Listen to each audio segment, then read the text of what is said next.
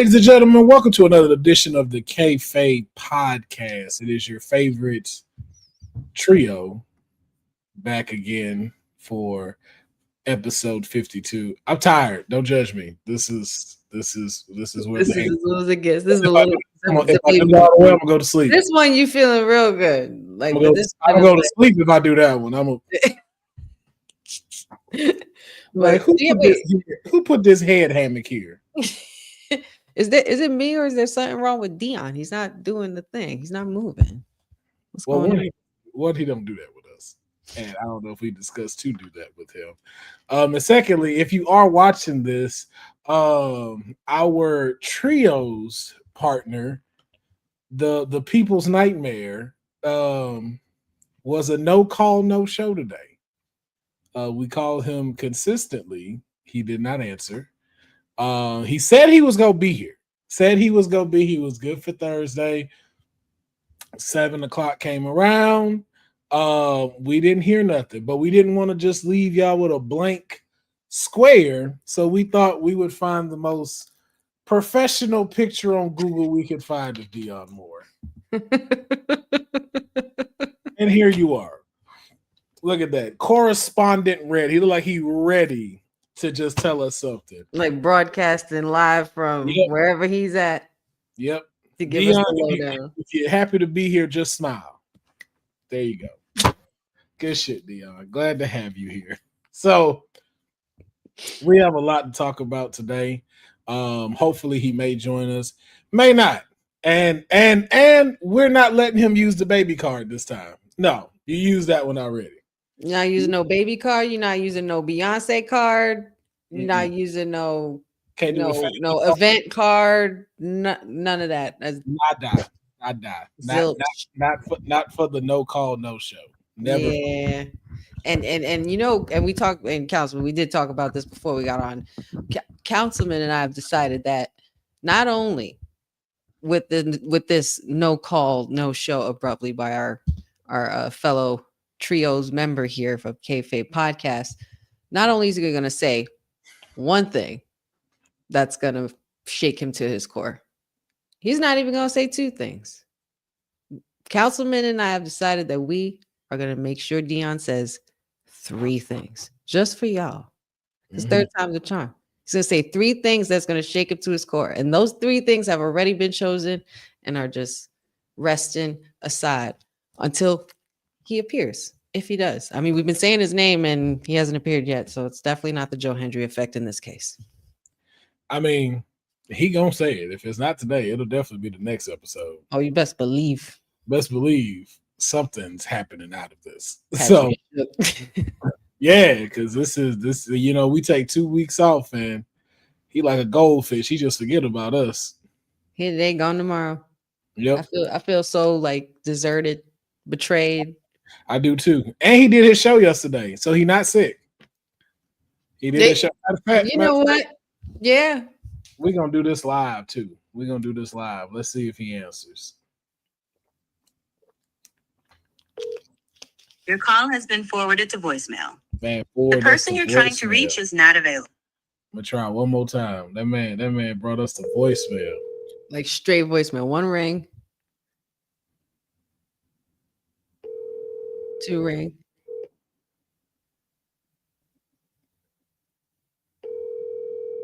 If this boy pick up and he sleep, that's 3 ring. To voicemail. The person you're trying to reach is not. Man, that man left us. Onto the voicemail. It be your own people. Man. Sadil, don't you start. Actually said you're a worse employee than the mayor not showing up. I'm like, they neck and neck.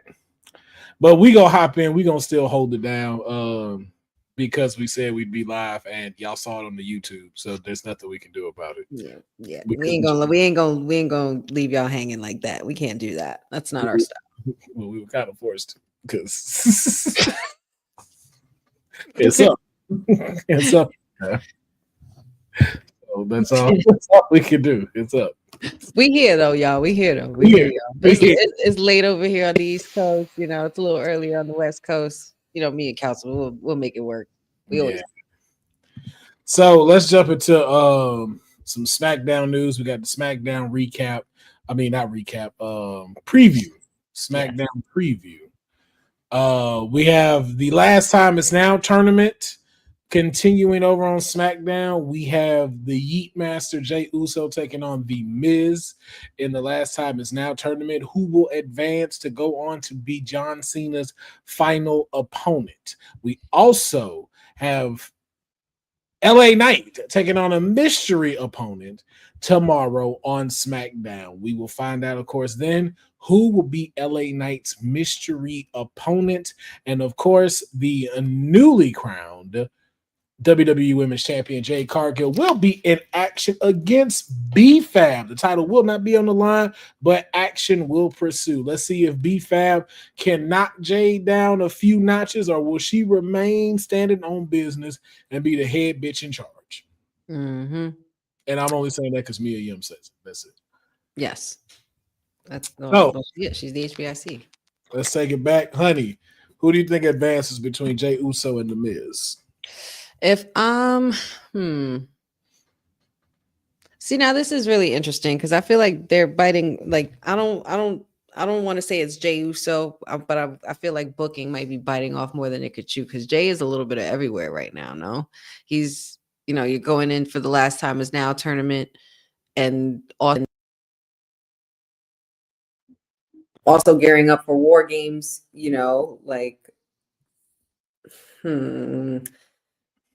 But then there's a lot of reports coming out saying that Miz is potentially the next selection or the next one for John Cena for Survivor Series. But this match pretty much puts all that to bed. So it has to be one or the other. Somebody has to win.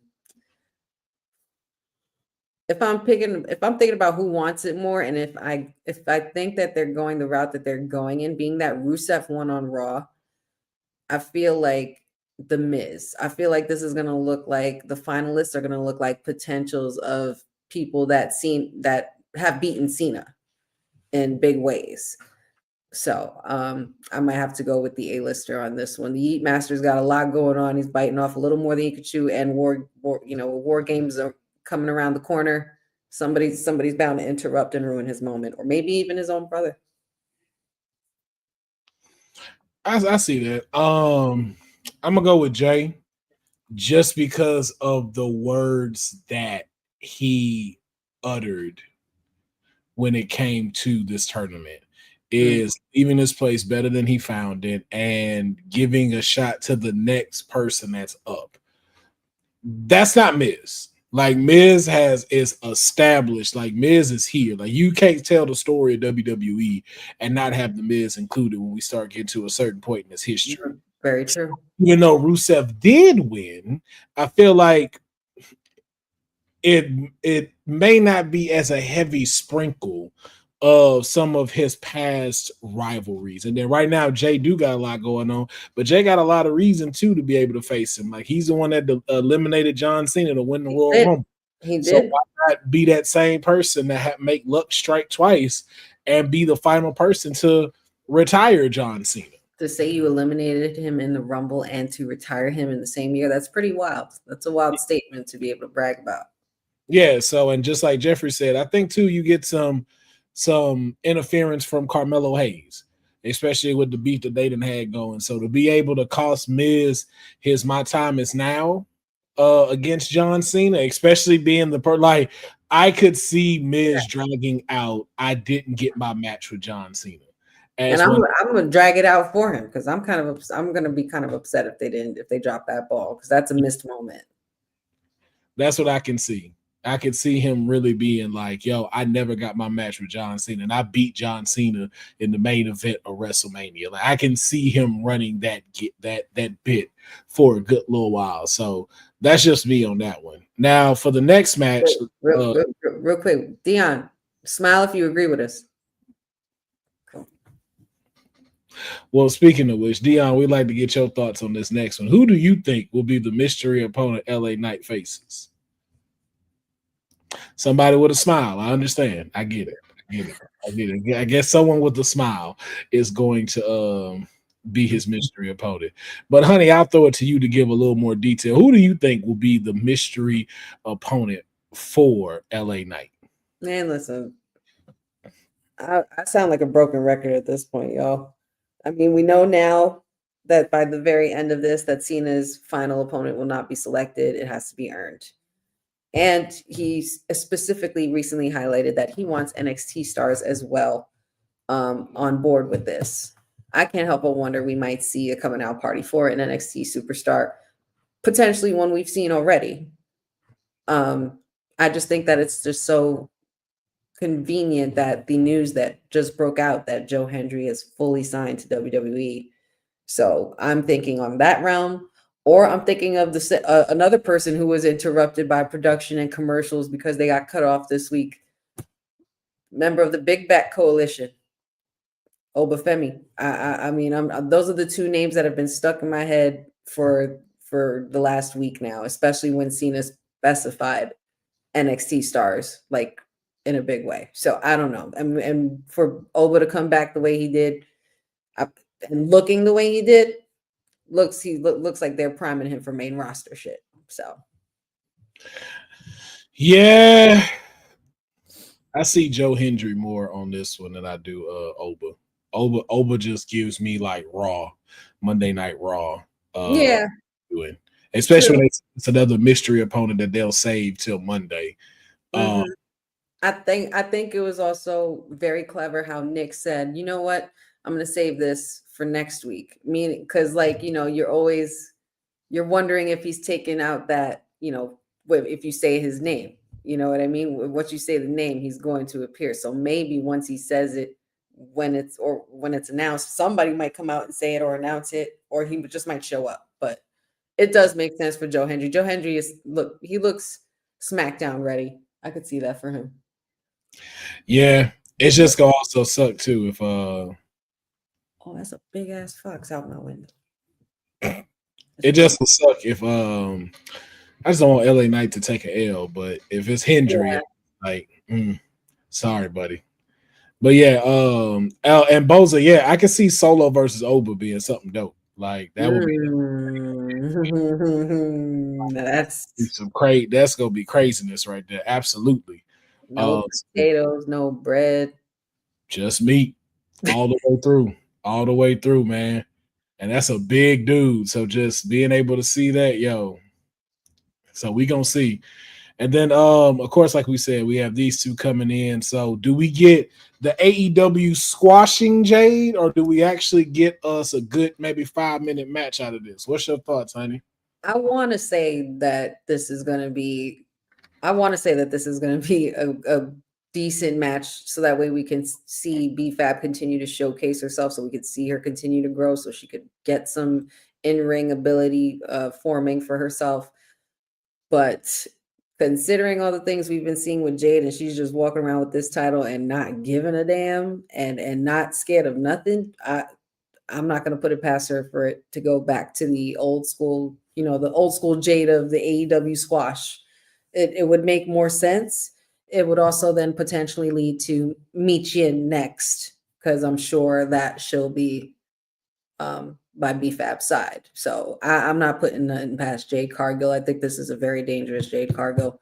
I just really hope that this is a smooth and good run for her. I really hope. Yeah, I agree. I can agree with that. I just don't want BFAB to. I don't want her to like fade out. Not even fade out. I just kind of want those like how you like. I just want her to be able to like, yo, if she got to take the L, cool. But at least let's showcase why she is someone who's still on the roster. Mm-hmm. Somebody that's still on the roster, and that is someone can go. So. Deal, please tell me Julia isn't booked for this SmackDown. I never want her on Road Dogg show again. I don't want her on Fridays not defending no titles on Friday either. Hey, I told you, you wasn't here when I said it, man, but I said it, and I'm going to say it again, man. The reason why Julia shit didn't work, because she boring. She boring, and that's not her fault. That's not her fault. In ring, she's not boring. In ring, she's a star. But she is from a place where it didn't focus on character development like that. And that's on Road Dogg and them. That's on their part for that. Yeah. Because you had one job, and that was to make her have a dope ass character. She got the look, she got the music, she got the personality to do it, but y'all just didn't put nothing behind it. You didn't have like what she can do in the ring did not match the character that y'all could have developed and create. And then giving her Kiana James did not help because Kiana James is not a manager. She doesn't give me the spot of being a manager. No. If anything, she should just be a regular, not saying regular like she's a regular person, but she should be a regular in the women's division fighting in the singles category. But there was a lot of stuff you could have did with her. But again, too, it's what I've said and what I've said before. When you are limited in your thinking, that's when it becomes a problem. Yeah. Road Dogg has so much knowledge of the wrestling business. It's you can't compare it. It's not. It's like you can't quantify whatever the saying is. Mm-hmm. But the fact that you're not in tune with everything is where the problem comes in. Because of the simple fact of it's like, and you know what? It's kind of like me as a graphic designer. By the time I'm 50 and if I worked at a graphic design company, they're not going to assign me graphic projects that deal with the group age from 18 to 24 or lower. Why? Because that's not my age demographic. I don't understand that demographic. I don't know what the fuck aura farming is or glazing or the extendo. I don't know none of these things. So I can't relate on how to make a product to get them to come and watch. And that's what you're seeing with Road Dogg. No. Well, yes to your point, but I'm saying no to what I'm looking at right now. Frankie Kazarian defeated Mike Santana to become the TNA World Champion tonight. That's stupid. But okay. Moving on. Sorry, Councilman. I mean, it's TNA, which I expect. No. And that's the thing. It's just like, bro, you're showing me, and WWE is continue to show you don't know what to do with wrestlers who are of Asian descent. You don't know how to work with them. You don't know how to make their character development go over well, which is crazy because the audience you have is you. Right. So how is it you don't know what you want to see that'll get you over into watching them? Yeah, I totally agree with you. And honestly, I don't even know what was worse. This run, like her Intercontinental run, or even her 63-day North American run. And that's not even trying to be shady. I'm just she banged on 63 days because she defended that title. At least, like I feel like she did have a better run there. It was just the whole timing of everything with Stephanie Vicaire, and they were both rising stars and fast and everything like that. Maybe they might have rushed her development just a little bit because I feel like they could have worked her more in NXT a lot going forward. Like, yeah. but I don't know. We're here now, and it's a sad thing to see though. There's a lot of people getting buried and not being utilized to their potential that we want to see. Like I wanted to see Julia succeed as United States champion, just like I wanted to see Zelina Vega succeed. And now it's like, oh, we'll just make you the manager with your husband. And it's like, y'all know Zelina can wrestle, right? Like wrestle.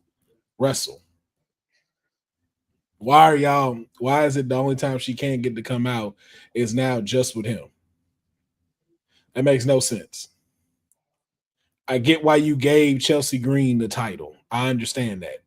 She's hot right now. That makes 100%. That makes 100% makes sense with doing that. Yeah. But y'all not giving it to nothing else. Like, where's the story development? Like you see with, like they said, you see with the IC title, like Becky is making stars. Like we care about Maxine Dupree outside of just being a personality. Like she got to showcase this shit. Like once again, it's like, yo, why is it not a fatal four-way for the U.S. United States title with B-Fab, Meat Chin? Why are you not building up Candice LeRae? All these women are back there every Friday, and you y'all literally have them just walking around with their husbands. That's it. When you know they could do more. Candice LeRae is Mrs. Wrestling. Like if y'all didn't know Candice LeRae the way we know Candice LeRae, fighting dudes and blood matches, like gore match, like come on now. Like we are completely downplaying these women's abilities. There's a lot of women on this roster. Yes, there's a lot of talent on this roster, but you need to give certain women the chance to actually really showcase their in-ring ability. But I still feel like they haven't booked, with Zelina, they hadn't booked her enough to be able to showcase her ability. Yes, we know she got the mic skills. Yes, we know she got the look. Yes, we know she got the fans behind her. But like, let the girl work. We see her working more, training in her videos with her husband more than what y'all allow her to do, and it pisses me off to no end. And y'all need to stop holding back Julia too. Y'all need to learn how to write. I don't give a fuck what Triple H keeps saying about people got comments about this and that. We do, because your shit stink. Or you just need to hire us. Yeah. Like, I don't care what you say. You keep saying you don't listen to us when you should. There's a lot of stuff in this product that ain't working. It makes me wonder. Like, it makes me wonder badly. Like, who is in that writer's room, and are they even really true fans of this product? Because I remember years before when there was a whole board and Vince was running things and everything like that. There was just half the people that were hired weren't even fans. No, there are people there. It's just when you saw it on Unreal, but when you look in that writer's room, it's like, bro, you can't convince me Bobby Roode knows what to do with a 26-year-old Japanese wrestler that has now came over here, and you need to make a storyline for her. Like, you can't convince me that he knows that. Yeah. That's the issue. It's like, yo, like y'all got all these people in here who got great wrestling knowledge, but you have no one in there who has great character psychology, which is why I said hiring people from LA, comedians and writers to be able to help you with this stuff. There are people who work in sitcoms that have to create character arcs all the time. And you can say that, like, hey, yo, we just keep talking a lot of noise. Nah, bro, you showed us the back. Right. We see who back there. And it's nobody that can give y'all any direction on how to make all of these people look great. And Mayor, to answer your question, Deonne was a no call, no show. Now, if you would like to take his place, you feel free to pop in, and we'll knock that out and have the mayor present. But it really goes to show you, it's like, yo, like y'all don't know what to do with people that don't look like you. And that's the sad part. That's really the sad part about it. And you don't let folks be able to, like, it's funny that it's like y'all don't allow people to test themselves within the markets that y'all don't know about. That's why you push Stephanie so hard, because Stephanie is in a market that y'all already got, but it already built itself in the wrestling community. That's why they can show out. Exactly. But people that look like y'all, that look like Road Dogg, y'all have the wrestling history, so y'all could bring that in. I don't know why it's like then when it start coming to us, you can't let us be us. You don't know what to do with Japan people. You don't know what to do with people from China, except give them a stereotypical gimmick.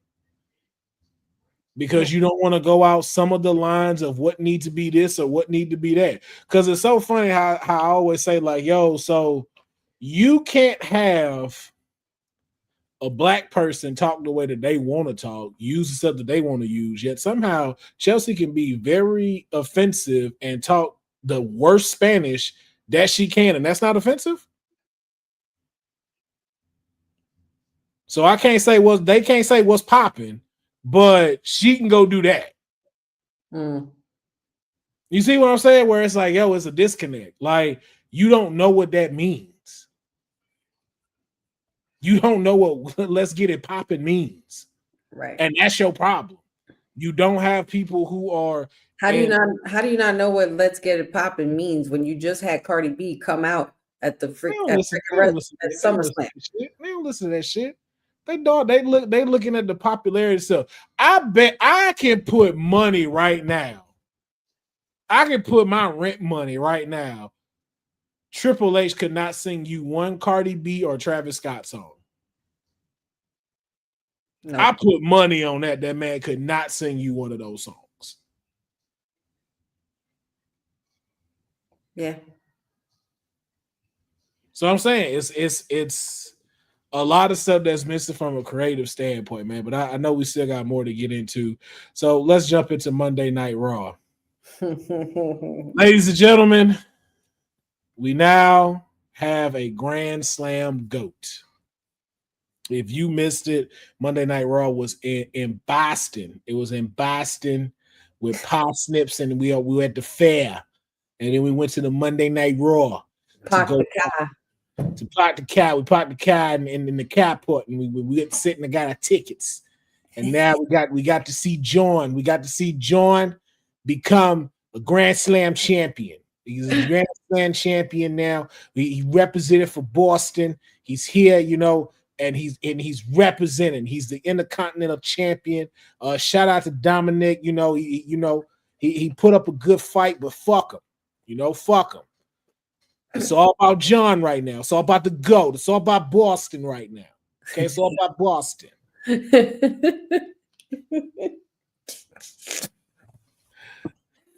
Right away, I just hear the movie The Departed in my head.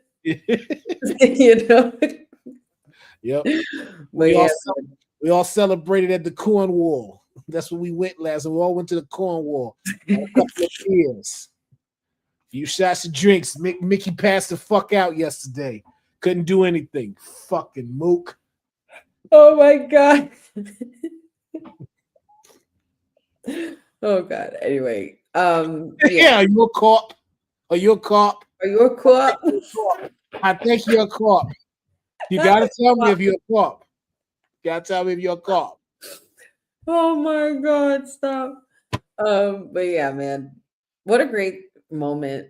But like, what a great, like, even before that, leading up to it, the build up, the face to face. Like when as soon as Dom's music hit, I grabbed Patrick and I shook him. I was like, it's happening. It's happening. And I was so excited because I was just like, oh my God. And I saw him come out the whole time. And I saw a clip of Big E talking about this. I forgot what interview it was on social media, but it was a clip of him talking about Dom's demeanor throughout that whole time.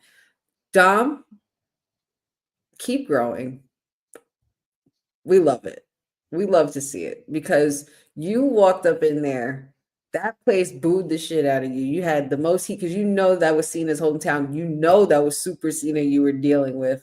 And you are a third generation talent and who was prophesized by Eddie Guerrero, your father himself, as the greatest Mysterio of all time. And to be able to share that moment with Cena, he looked so grown. He looked professional. He sold professionally, like how he was supposed to. He looked cool, calm, and collected. He didn't stumble on his words. He was there and he was present and he was toe to toe with Cena. And that right there is what it's all about. Because Cena's talking about he wants to leave the place better than he found it. That's a great way to get close to the end. And we know the history of Dominic Mysterio.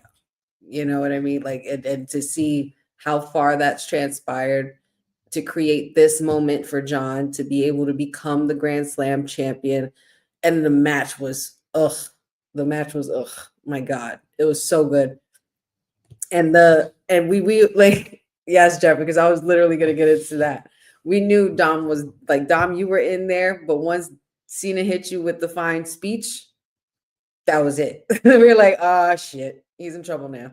But I loved it all. I love the segment. I could have done without Triple H in there. I don't think we really needed you in there, but whatever, that's here nor there. Dom and Cena completely cooked on Monday night. And congrats to Cena. We are so happy to finally see you become Grand Slam champion. Yes. In your last year. You're welcome, Cena. You're welcome.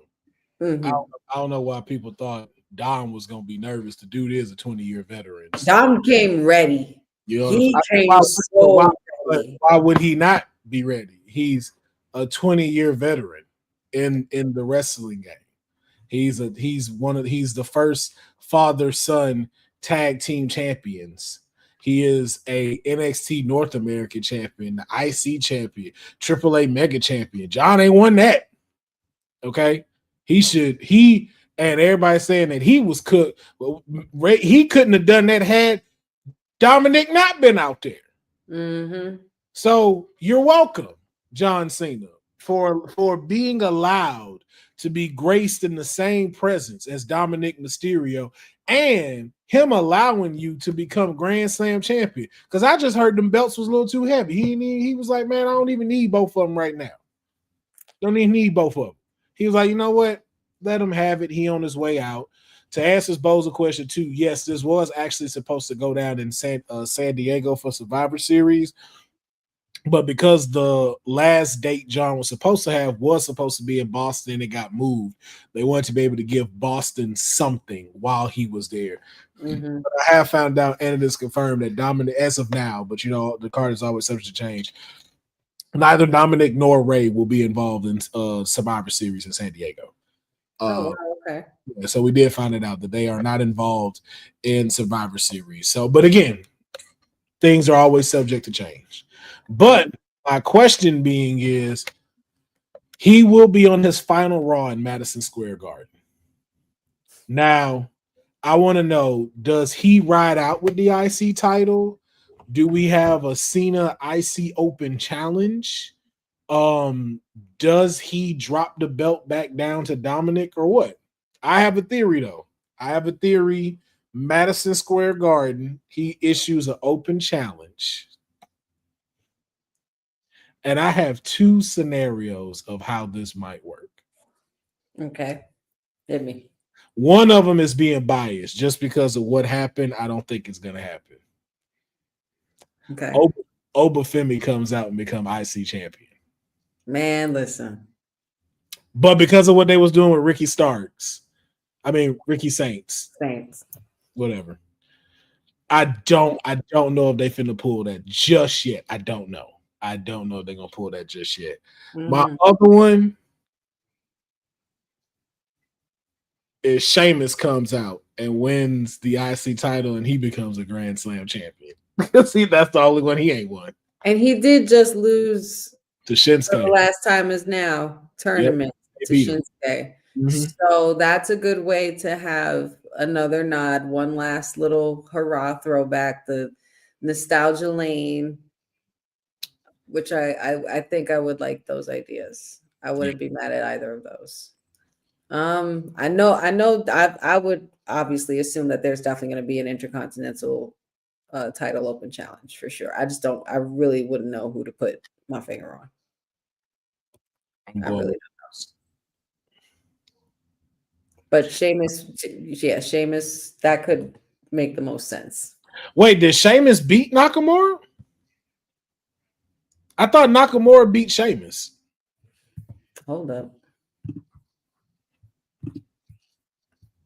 It was on Raw just this past week, right? Yeah. And you giving out false information. You honeypotting. I'm not honeypotting. Let me find out you honeypotting.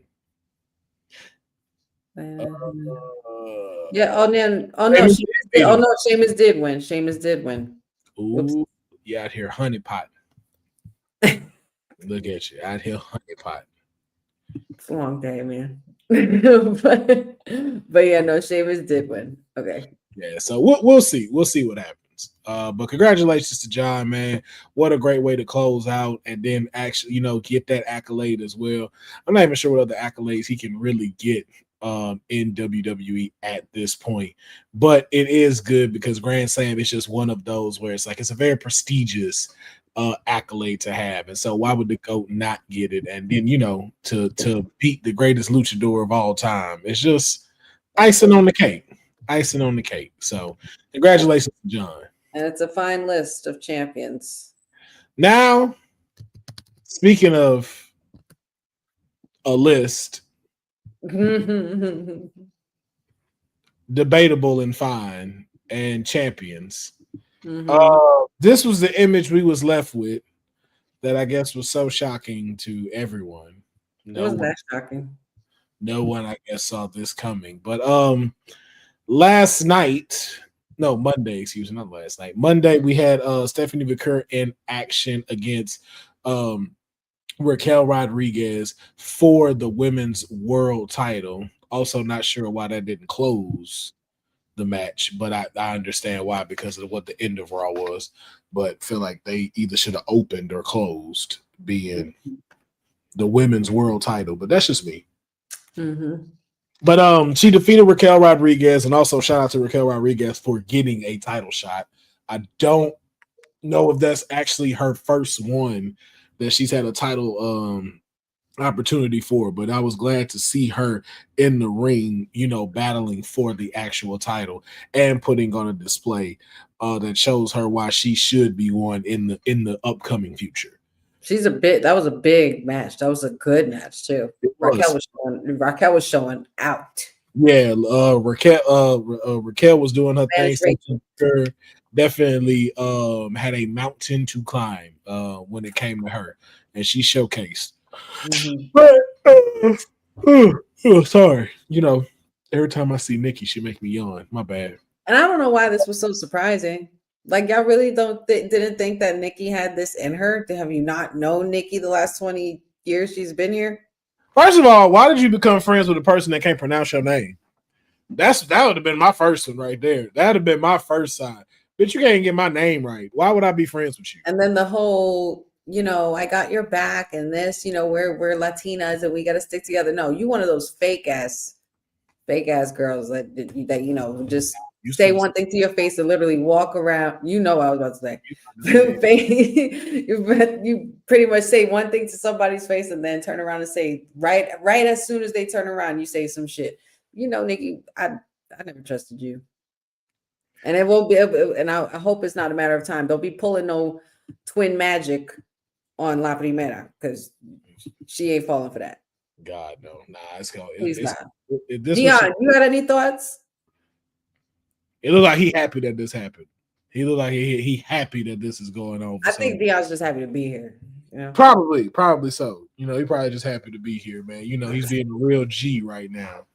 No pun intended. But sidebar, Cynthia, I don't know if that's gonna happen. I don't know if it's gonna be Edge. I don't. Yeah. Yeah, I think that's far fetched, and they put that to rest a while ago. we got a whole month starting today until John Cena's done. Like a whole month. Like it's December 13th, and he ends December 13th. I still hold 20% of hope, Cynthia, for that, but I don't know. That's a lot. But clearly Nikki Bella wants a shot at the title. Also, I'm gonna be very upset if she gets a title shot before my client does, who also called her shot and had Raquel get bumped up before she got to go. So, not sure where my client's title shot is, but somehow this was the ending picture. So, my question is, Kurt ain't gonna ain't doing that. Nah. Mm-mm.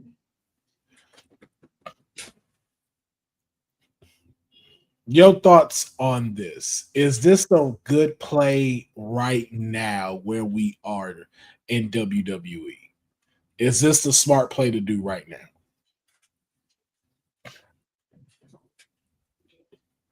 Don't think with your emotions. Mm-hmm. At least not first. Right. You saw I had to stop myself. That's why I said smart. Is this the smart play right now? I think it is in a sense from a standpoint of continuing to, not that she needs to be built, but continuing to build the legacy of Stephanie Becerra and giving her some top defenses with top names. You know what I mean? Like it's like the whole Tiffany with the Trish thing. You know what I mean? So I feel like this is what they're doing in that direction. I'm not sure what the payoff's going to be afterwards because I know Lapping Meadows are still going to stand tall and retain. But I feel like that's pretty much possibly the only play that they have right now because Nikki's just, she's just doing her last run, her 25-year run or whatever it is, and she's getting her licks in before she's ready to hang up her boots as well. So I think this is just more so about continuing the legacy of Stephanie Vaquer and her being dominant as a women's champion. Quite honestly. I agree. We know what it is. We know what it's for.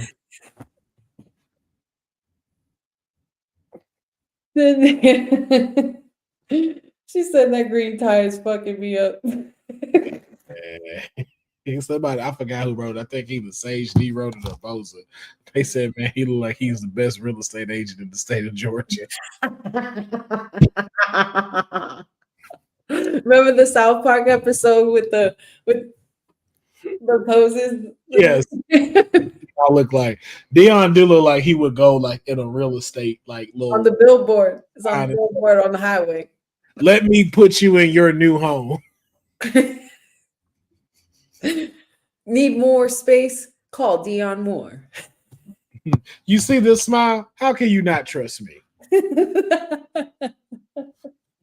I'm trustworthy. He looked like he gives the most fire weather reports in the Georgia. Yeah. The most fire of them all. Oh my God. Oh, we Not he laughs like a white man. Like, come on. Cynthia has been killing me this week, man. Oh, that is on one. I love it. Do we see it as Survivor Series? Do you think we're going to go ahead and just push it now and go to Survivor Series? Yeah. Or does this hit Saturday night main event? Yeah, no, I think we could make it to Survivor Series with these two. There's enough build up there. I don't want to see them go against each other on Raw anymore. If we're going for the title, it needs to be at an event. So let's do a Survivor Series. Because not for nothing, we don't need you December 13th doing your thing when we got other things to focus on. Wow. The hate is real. The hate is real. Damn. With that. It's not even hate. It's just shade. I'm just being shady. Yeah, you are. Yes, you are. Now, damn. We should see as this story develops what exactly will happen when it comes to Stephanie Vaquer, Nikki Bella, and the women's world title. But we do have new tag team champs. Shout out to Asuka and Kairi Sane defeating Alexa Bliss and Charlotte Flair Monday Night Raw and regaining the WWE Women's Tag Team titles with a little bit of help from Nia Jax and Lash Legend. Just want to give a big shout out to them, man. Very well deserved. Incredible tag team, incredible performers. I think they still fall in the categories like Julia, but we're not gonna make the whole episode about that. But I want to talk about this because we're talking about that tag match. It is what closed out Monday Night Raw, and the last image we were seeing with was Asuka, Kairi, Lash Legend, and Nia Jax being tossed out the ring with Alexa Bliss, Charlotte Flair, Rhea Ripley, and Io Sky standing tall. And of course, Rhea Ripley with the mic screaming out War Games. So we do have the official 2 War Game matches that will be happening. The one I just mentioned will be the women's War Game match. And then we do have one for the men, which is going to be featuring Logan Paul, Braun Breaker, Bronson Reed. And then on the opposite side, we have CM Punk, Jey Uso, and Cody Rhodes. Deonne, you care to explain? I mean, I said Cody Rhodes to see how happy he got. See that big smile that came across his face when I mentioned Cody Rhodes. People's nightmare indeed. So I just what are your thoughts so far? We know it's a 5-person match. So we got one more slot on the women, 2 more slots on the men, I think, right? Yes. So let's start with the women. One, how are we feeling about the people chosen for the women's war game match? Did they get it right?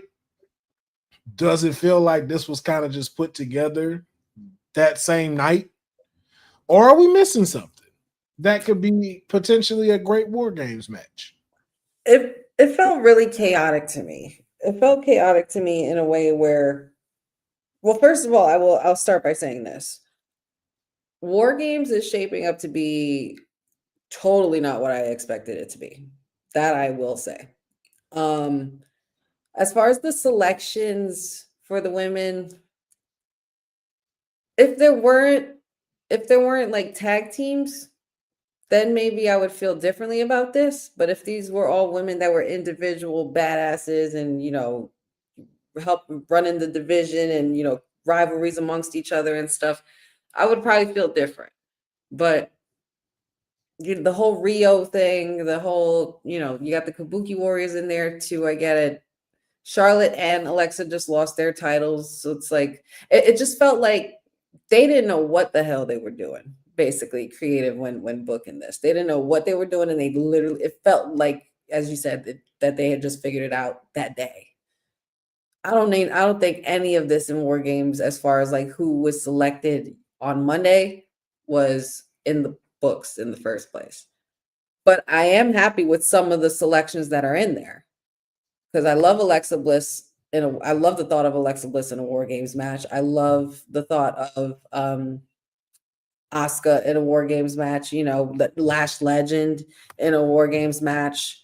You know what I mean? Like it just felt a little bit too chaotic for me, and it felt like they just threw it at us to see what we would think. But maybe what the payoff is, and the kicker really is in who are going to be the fifth members for each team. Because not for nothing, if you're really thinking about who's got the better upper hand, the one that has the two queens of War Games got the upper hand. You got Io and Rhea on the same team. So we know how well they do in War Games. I would not say that. No? No. You got Nia Jax and the Bully in War Games. Oh, the Bougie Bully. Yeah. With Asuka. Nah. Well, okay. That ain't no, like, just because they the queens of that stuff, like, yo. Then one sit down from Nia, that take Rhea out.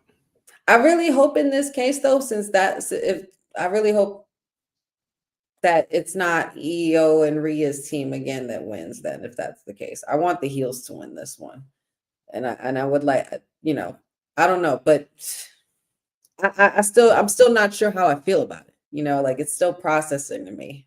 I know how I feel. This shit feel lazy. It's lazy.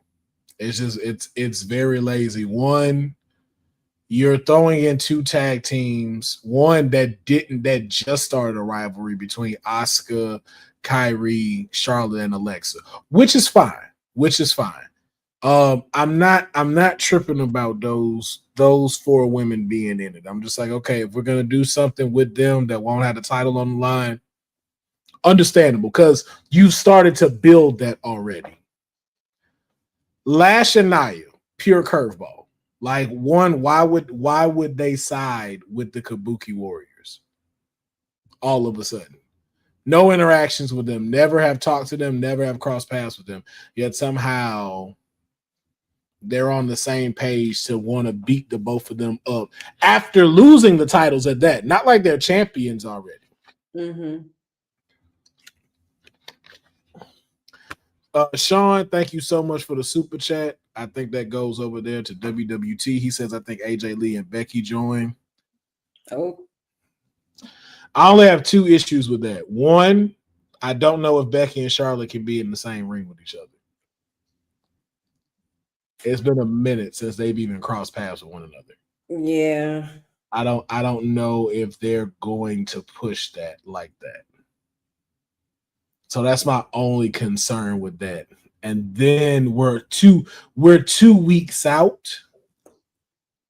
But again, those are the only two I could see joining. So you make a lot of sense when it comes to that. So Becky siding with the one that turned her into the man.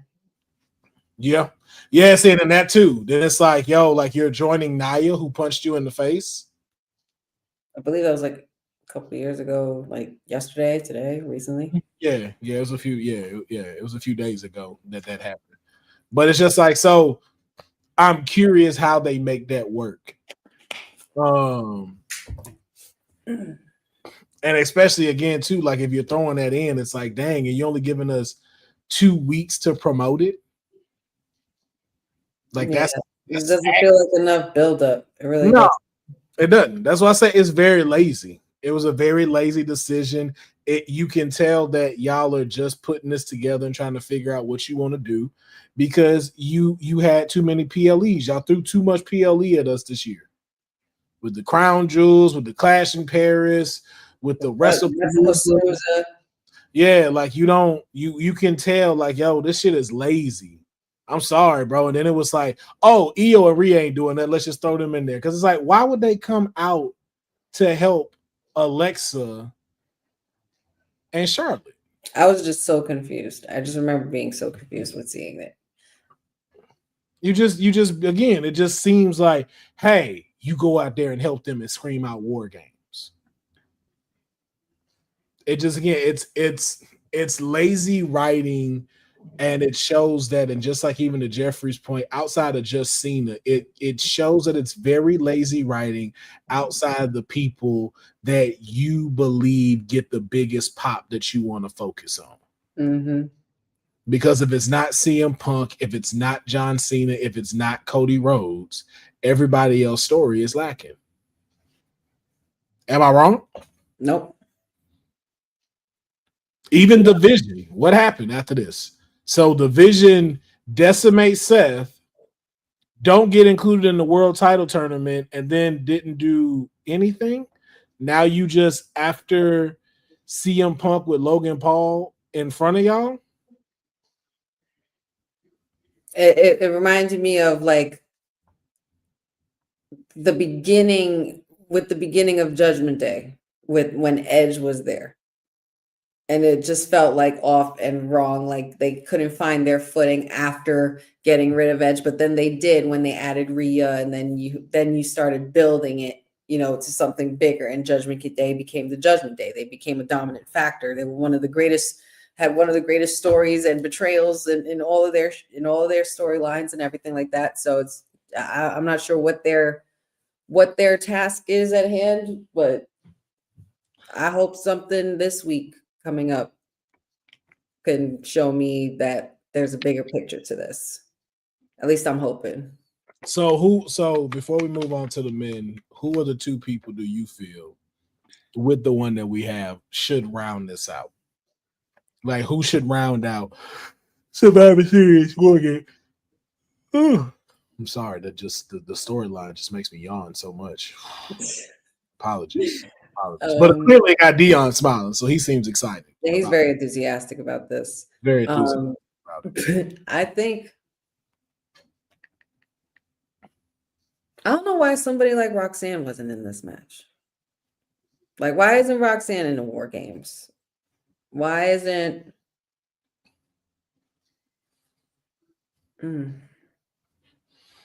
why are we putting? Well, I mean, I don't know. I wouldn't even put Julia in a damn War Games. She got nothing else going on. But yeah, I think I'm just wondering why there are other selections that were made. Candice LeRae, Alexa Bliss. I'm cool with that. You still have one more slot with all these people you bitching did. No, well, why they haven't? Why they? She was like, "Why Roxanne ain't got?" I'm like, "Well, she could. There's still one. There is still time. There is still time. Why couldn't Julia get it? There's still." I'm just saying, why weren't they the initial selections as opposed to what they threw at us off the cuff? Who do you have? Who are your picks? I'm just still wondering why Roxanne's not in there. That's it. Roxanne, I think, is the main concern for me. I mean, so are you picking Roxanne? Yeah. Okay. And then who else? So Roxanne goes on whose team?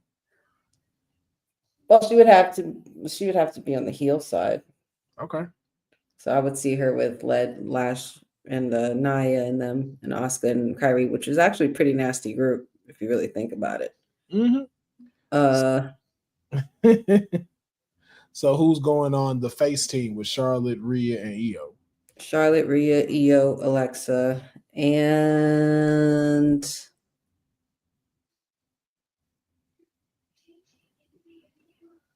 why can't I think?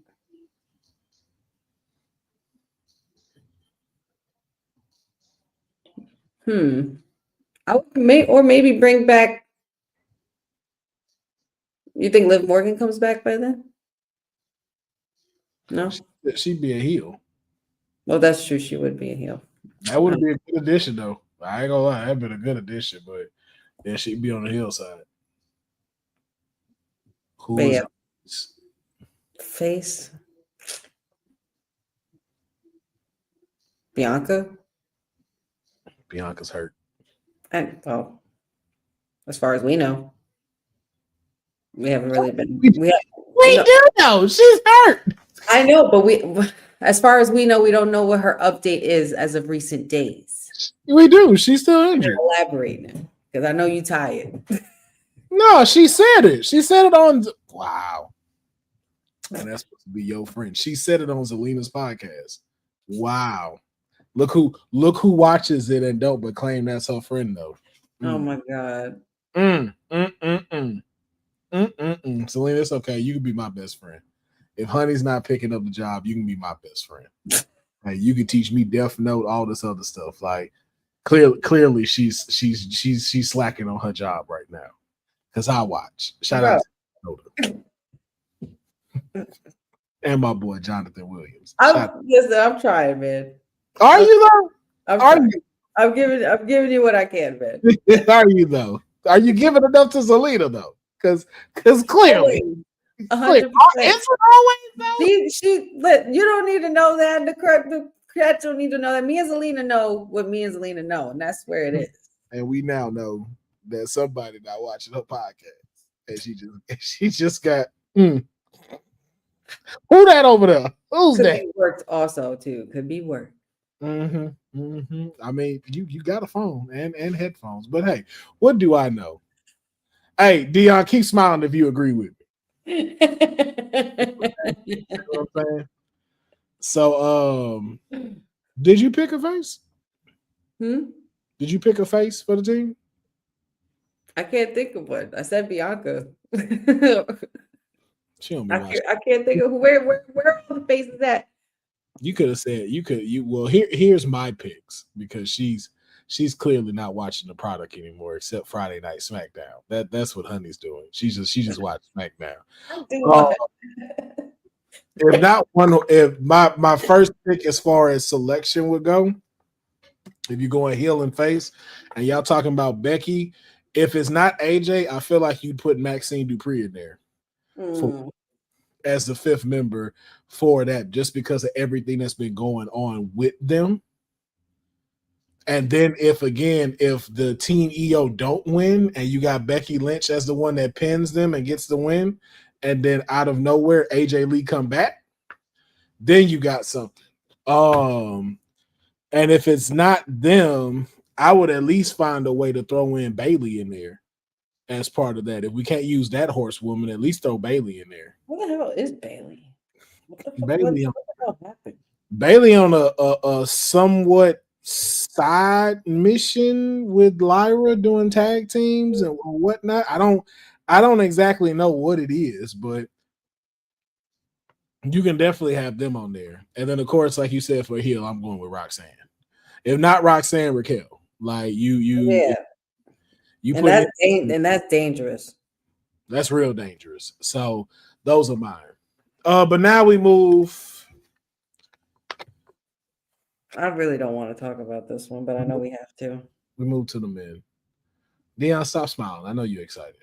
I know you're excited to move to the men. Deonne, would you care to explain why your favorite continues to interrupt all of the timelines? Oh, he's just smiling. The silence says that it all. Smiling that damn smile. His crazy smile says it all. That, so I'm just my thing is like it's not that it's not gonna be a good match. It's not that. And I want to make that very clear because I think you have three big components that make a lot of sense. Like Logan Paul in a War Games match is going to be fucking ridiculous. Braun Breaker in a War Games match and the lineage he got is going to be insane. Mm-hmm. We already know Jay can do it. We already know CM Punk can do it. And I believe Cody was in one already as well. Mm-hmm. It buys for a lot. Was he? Wait, hold on. Was he? I can't remember. I can't recall. I want to say that. Maybe not. I don't think so. This might be his. Braun Breaker was in the men's War Games match. Or That's no, about okay, for this year. Wait, let me see Cody. Hold on. Cody. I know Bronson Reed been in one, obviously. So yeah. After what happened to him last year. Oh my God! Please don't remind us. That was terrible. I mean, obviously not his fault, but not an accident. Obviously an accident, but it was crazy. Yeah, that was ugly. Cody Rhodes. Let me see his match. This is from last year. I don't think he's ever been in one. Oh no, he was with Seth, Jey Uso, Sami Zayn, and Randy Orton. They defeated Judgment Day. That's when Punk came back. Yeah, that's right. That is right. He was. That's 2 years ago. Yep. Last year was Punk was in it with Roman and them. Yeah. Yeah. Okay. So yeah. So you got history there. Why Cody though? I don't know. And then who are the other two? We still got 2 spots. That's right. 2 spots left for this. So do we, and my options I'm looking at is LA Knight gotta be in this War Games. Mm-hmm. Mm-hmm. Well, which side is he choosing? I would definitely say he'd have to be on the Jey Uso on them side, just because he's a face with Cody. That's gonna hurt their pride. You know that team is not gonna get along. Which makes for even better TV. But now my question is it Cena or is it Randy that gets the last spot? Well, I did see certain reports say or certain things floating around that Cena is not going to be involved in the War Games match. Okay, so do you think it's going to be Randy? I think it could be Randy. I think it could be Jim. So we got Randy. And you're not going to like this one, but there's the potential of Mick Foley Jr. I literally just said Sammy. Oh, I didn't hear that part. Sorry. I was researching the War Games. Sorry, I didn't hear that. No, I was saying or Sammy. It fits. Like, don't get me wrong, it fits. That's why I'm like, it makes all the sense in the world. But then I'm just thinking on the other side, who you got. And the only other one I can think heel-wise would be Drew McIntyre. Right. But who would be the other person? Is this where we get Brock Lesnar? I think so. I think it'd be pretty wild to see that man in a War Games match. The fact that the guy would even be on a team is beyond me, because I've never seen him do that before. The issue with this one is this has the potential to be either very great or incredibly terrible. Yeah, like no in between. Like and this, you got to think about where we were the last 2 War Games. The excitement was up. So this is either going to be match of the year or this is going to be a disaster. Mm-hmm. It only can go 2 ways. Yeah, because everything is there. I could see Damian Priest, but Damian Priest dealing with Aleister on Fridays. But does Aleister get the other spot? Now that you say that, because especially with him going against Cody.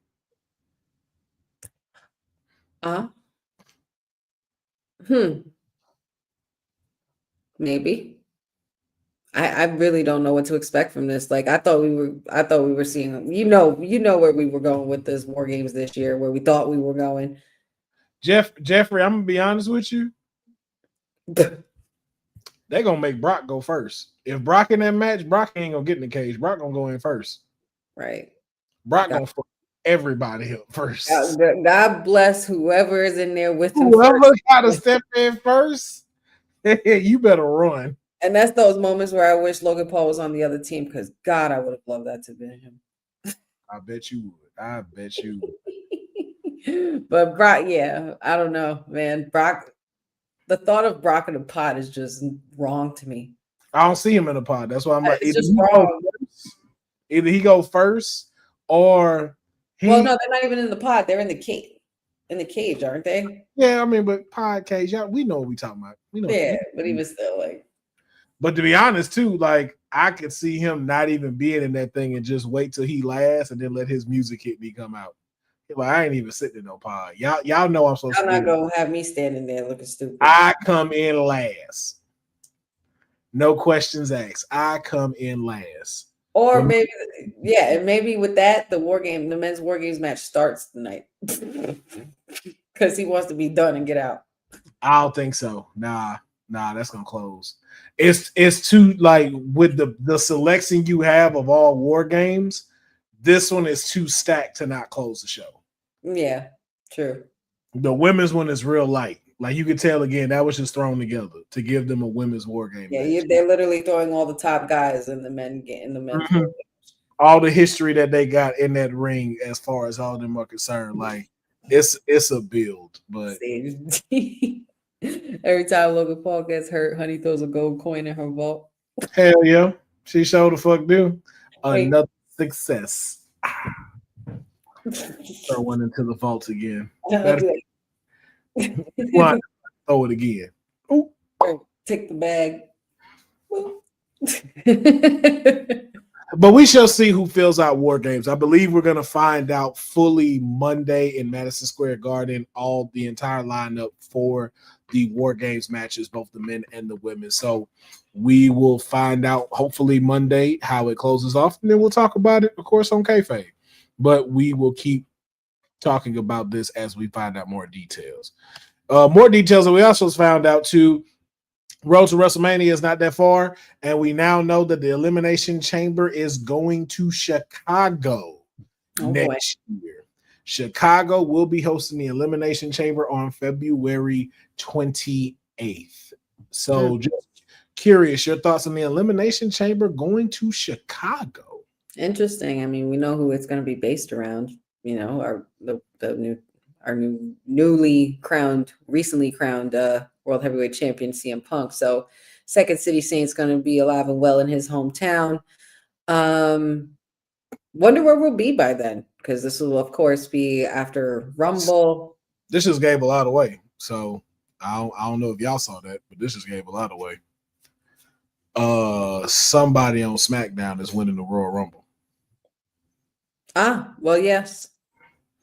Somebody on SmackDown. Because if it's about this, then the Elimination Chamber has to be of who's going to win to face CM Punk. Right. So y'all just gave that away. Thank you. Somebody that's winning is going after the WWE title for Cody. And this will be the consolation prize. I'm just curious, though, like, how many times we going to Chicago? Like, how many times do we have to keep going to Chicago? Like, there's no other cities around. You know how cold it's going to be in there too, February? Ooh. Like, when does Houston get a PLE again? When does Sacramento get a PLE? Can we get one in Jersey? No, we just got one in Jersey. SummerSlam. We had SummerSlam. They may not be. I'm not being greedy. Yeah, but you only got one. They didn't got like 7. Yeah. Like, yo, like you keep frequently going to Chicago. Like, other people don't want to have stuff. Like, well, I think it's also more so for CM Punk being that he's champion and finally on this championship run. I don't care. I know, but I'm just saying that's hypothetically why they could go to Chicago every 4 weeks. Every 4 weeks, y'all back in Chicago just to get the pop for this dude to come out. Other people want to have PLEs in their city. Stop this, WWE. Go to Houston. Go to Atlanta. Go to Alabama. Go to Miami. When the last time y'all had something in Miami? I can't even think of the last time. Wow. So many cities y'all just pass up because CM Punk, it's guaranteed to get packed out, which says a lot about how y'all really feel about the rest of your fucking people that work there. Mm-hmm. Always Chicago. It's Chicago. Chicago first. Chicago What the fuck do y'all do in Chicago? I really want to know. Like, what is it about Chicago where you just like, yo, I got to get to Chicago? Like, what be happening there? And I'm not saying that as talking shit to them. I genuinely want to know. What is it about Chicago that be popping like that? I'm talking about even outside of wrestling. Like, what is it out there where y'all be like, man, bro, listen, let's find out. From work, and I'm gonna be up there, man, for a week. Where you going? Chicago. You took PTO to go to Chicago for a week? Nah. To do what? Like, I really want to, like, what y'all be doing out there when you in Chicago? Because I know that river can't be that fucking dope. They got a lot of appeals for their food, appeals for their architecture, and certain iconic attractions and activities, but don't really say much. Theater, magic, comedy. I don't know. Not sure. I mean, it sounds like what they do everywhere else. and going, I guess, for deep dish pizza, which is trash. Which is very trash. I've never had it. It's fucking trash. Is it? Yes. Aww. I can't. You still try it. Don't go off of my judgment because you may have a different. Yeah, I would want to try it though. You still should try it. Like, just as being like an American and that's being like a staple, you should still try it. For me, trash. Deep dish and dispensaries. I'm down for the dispensary part. The dispensary, I'm cool, but I got one of those here. I have several of those here. Yeah, we have a lot of those there. A lot of those. So let's down the block. Right, unless Chicago Green just gonna have me on my ass or acting like Chief Keef and shit. I'm like, so. Yo, I'm gonna be at the dispensary like this, just yo. Let me get an eighth. Let me get an eighth of that Chief Keef, man. You know what I'm saying? Let me get an eighth of that. You know, because they wear them like this. Let me get an eighth. Cover their face. I need a ski mask and that Sosa. I need a gram of that Sosa. How much a gram of that Sosa gonna run me, man? Oh my God. You know, but yeah, those are some Chicago staples. I don't know. Deonne, do you know any Chicago staples? You've been way too damn quiet. I think he's happy my hairstyle like this now. He's bigging you up. He's like, yes, you need to wear this. I feel like he digging this. Yeah. So happy about this. But yeah, man, that deep dish gonna be flying in the Windy City. Probably. I don't like my pizza thick. And it's a lot of dough. It's a lot of thick ass dough. But you'll again still try it. I'm just not a fan of thick ass pizza. Mm-hmm. I like a little bit of both. It just depends on where. I'm picky about where to get pizza from. I like my pizza like that old school pizza commercial Pizza Hut had. Hold it, fold it, chew it, do it. Yes. Wow, you took me all the way back for that commercial. That's how I live my pizza life. If I can't do that, there's literally a pizza shop right across from my job that I go to on lunch break, and they make the perfect pizza. All I tell them is give me a pepperoni slice, extra crispy, and it has that perfect fold, that perfect crunch when you bite into it. The sauce is good. It's not as thick. It's a good, crispy, classic slice of pizza. Y'all want somebody to cook me a real DiGiorno pizza, like right. Like I want somebody to like really give their attention to making the pizza. Because for some reason, I fuck it up. And I don't know if people know a lot about this. The frozen pizza got like a 3-minute window gap before it goes terribly wrong. Like you Wait, got like how? What do you like if like they tell you like, yo, put it at like 350, it's gonna take like 16 minutes to cook. You be like, bet I didn't preheated it because I know a lot of people don't preheat the shit, but just throw it in there and cut it on. I don't. I preheat it. I do too. And then I let the 16 minutes go down. So like at 3 minutes, this pizza kind of does what the fuck it wants. Because if you get it with 2 minutes and 30 seconds left, that shit gonna be slightly cold in the middle for some strange reason. Oh my god, I hate that. So now, what's funny is it's so funny you say this because I love ordering the frozen pizzas every now and then. So what I do is I don't even bother with the 350. My shit is at 425. I bump it up a notch, and you do get a better crisp, and it's cooked in the middle. It ain't cold in the middle. See, I don't pay attention enough to be putting that at risk like that. And see, then if you get down to a minute 30 and you like letting the timer go almost all the way out, your toppings then got brown. Not burnt, brown, along with the cheese. And it's like, it ain't even the good singe to it. It's kind of just like, yo, what happened to my pizza? It looked like them pizzas that have been out for a little too long under a heat lamp. And I'm like, damn, I fucked my pizza up. Like, I've never had a frozen pizza where you cut that bitch, you pull it up, and it's just like you got it from Domino's. Yeah. Never that.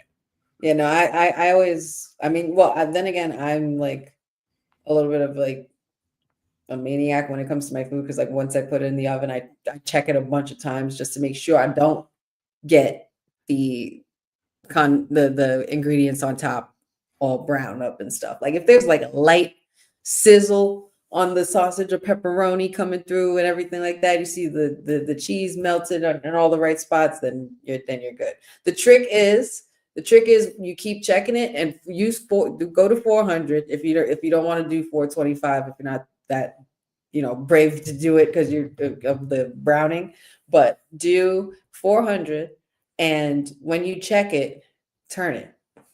Make sure you turn it as you're checking it. Like you turn the pizza and like. Oh, I was like, did you just tell me to flip a pizza? No, no, to turn it while it's in the oven so all the sides and even in the middle will be properly crisp the way you need it. See, here's my problem with all that. My oven need to know what the fuck it should be doing. I shouldn't have to do none of that. Matter of fact, I'm also upset as to the fact why we don't have that microwave like they got in Back to the Future, where you throw the little one in, hit that bitch for like 4 seconds, and that bitch is cooked to perfection. Black and Decker, what happened? Oh, like Fifth Element, where she put a pill in the damn microwave and out came a whole chicken meal.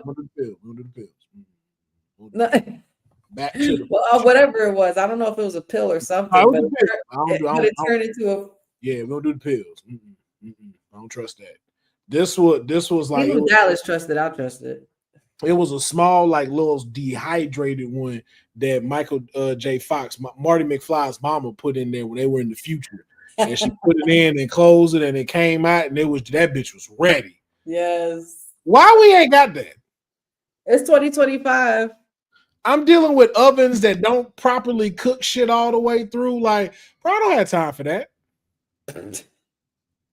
If I put a pizza in there and y'all tell me preheat 350, leave it at 350, set the timer for 16 minutes, I should open that bitch up as soon as it beeps and have a perfectly cooked pizza. Yeah, I don't trust the 350 mark no more because of the same problem that you have. I don't trust ovens no more. I don't even bake cookies. I just eat the cookie dough now.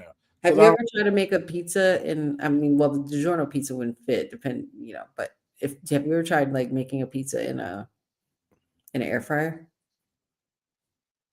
So good. What air fryer you got in your house? Well, there's no, that's what I'm saying. Not the DiGiorno pizza, because clearly there's not a big ass air fryer like that. But like I'm about to say, even like the smaller pizzas, like the smaller, like the Celeste pizzas or whatever, they're in like the red box and they have all the supreme one, the pepperoni sausage one, whatever. I throw that in an air fryer for like 7 minutes. I just want y'all to know, Honey is full of shit. Honey just lied to us and told on herself. Honey rich as fuck. She got a whole air fryer that can fit a pizza. Y'all heard that. It's a little pizza. The pizza's like this. Yeah, she tried to switch up and say the little pizza. Like, nah. She got a whole air fryer that can fit a pizza. That's how you know Honey got money. There are air fryers that can fit pizzas. You could make a pizza in an air fryer. You can make mac and cheese in an air fryer, bake mac and cheese in an air fryer. You can make a bunch of shit in an air fryer. She's not helping her case in trying to think she knows. It's up. Yeah.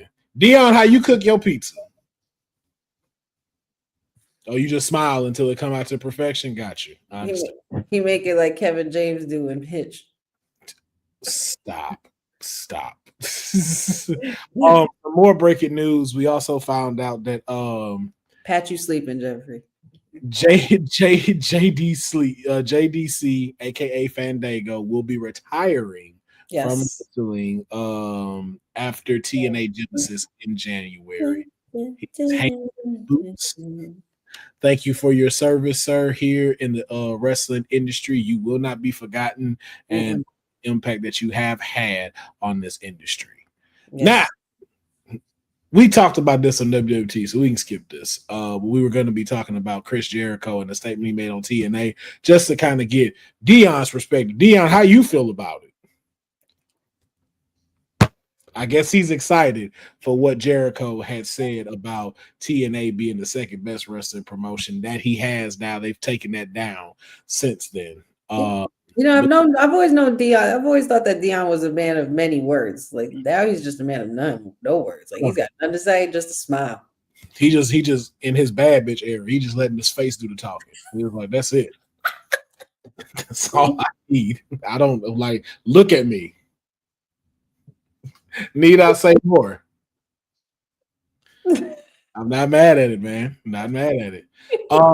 But also today on Kayfabe, we are celebrating the 20-year memorial of the late, great Eddie Guerrero. Man, it has been 20 years since the legend passed away. He has left a legacy that has stretched far beyond the WWE, not only the wrestling industry. There is nowhere you go where someone does not know Eddie Guerrero, lie, cheat, or steal, and leaving us one of the greatest products here today, which is his son, Dominic Mysterio. The greatest Mysterio of all time. Of all time. The greatest luchador of all time. If you could give me your favorite Eddie Guerrero moment. Give me your favorite Eddie Guerrero match.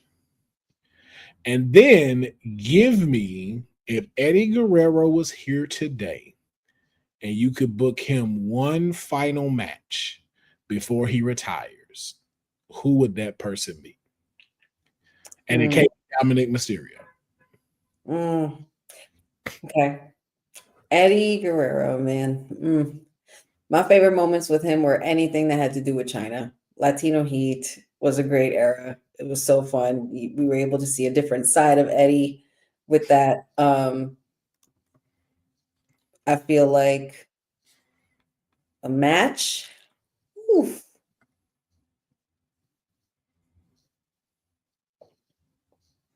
Him and Brock Lesnar was pretty, like, you know what I mean? Eddie versus Brock was iconic. That's one of like the big ones that I remember, and I remember like there was like footage of him a while back talking about it where that match really meant a lot to him. Or anything that he did with Ray, of course. And he's had so many moments, because that's not even counting like WCW and even before all of that, because the Eddie I love to remember is the prime Eddie that ran SmackDown. And if I could put him in a match with anybody today, for him to retire, you said? Last match. Like His last match to book him in. Got to make it good. It doesn't have to be just WWE. I'm talking about like any. Yeah. Shoot. I mean, for shits and giggles, I mean, I have to say Penta. Eddie Guerrero and Penta, I think, would be fun. But if we're really, really gonna go somewhere with it, if you really want to have a good time, and I know Eddie would enjoy a match like this, like doing something in AAA with Grande Americano. Okay. I'm not mad at that. Yeah. I'm not mad at that at all. I knew you wouldn't be. I knew you'd be proud of me once I said El Grande. I will take that. I would probably go. My favorite moment, even though it does involve him getting hurt, was when he took that chair shot from JBL. Was gushing. Like knew I was like, yo, that's it right there. I had another one, but because we don't talk about him, I was like, I won't use that one in here. But it involved WrestleMania 20. And if you saw the ending of WrestleMania 20, you can fill in the blanks. My favorite match, him and Brock Lesnar, was a good one, but there was a match that was had between him and Edge. It was a no DQ match on SmackDown. And yo, when I say I think it was in like 2002.